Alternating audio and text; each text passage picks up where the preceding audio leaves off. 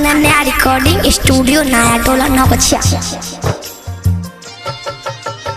Music by DJ विकास बेतिया।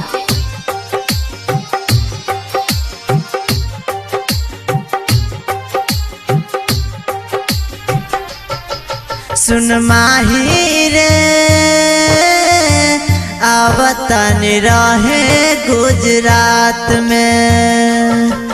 सुन माही रे आवतन रहे गुजरात में। तन से लगा के गईलू दिल से भुलैलू हमके भूल गईलू तू ता तीसरा मुलाकात में। तन से लगा के गईलू दिल से लगैलू हमके भुला तू देलू तीसरा मुलाकात में। सुन माही रे आवतन रहे गुजरात में। सुन माही रे आवतन रहे गुजरात में। डीजे विकास बेतिया।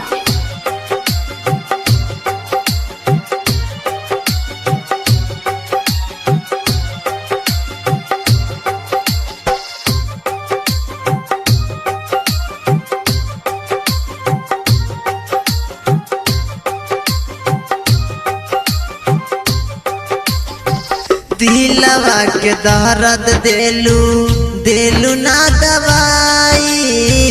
सब सुख चैन लेके गईलू हर जाई।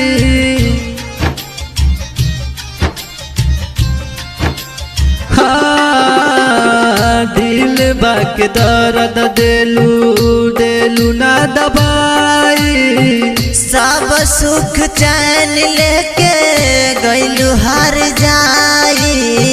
सब दिल के सोचल सपना गईल देहरादून में। हमके भुला के गोरी गईलू हसनपुर में। सुन माही रे आवतन रहे गुजरात में। सुन माही रे आवतन रहे गुजरात में। म्यूजिक बाय डीजे विकास बेतिया।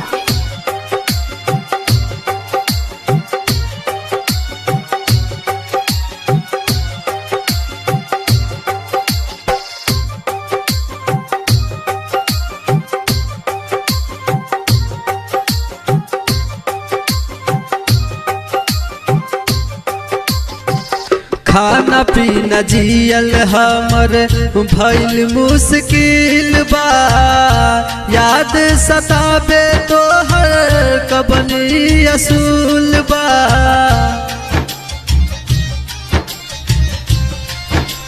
हाँ खाना पीना जियल हमर भइल मुश्किल बा। याद सतावे तोहर कवन असूल बा। कहले रहू मिले आइब खगड़िया के गाँव में। आइलू त देके गईलू जहर हमरा दिल में। सुन माही रे आवतन रहे गुजरात में। सुन माही रे आवतन रहे गुजरात में।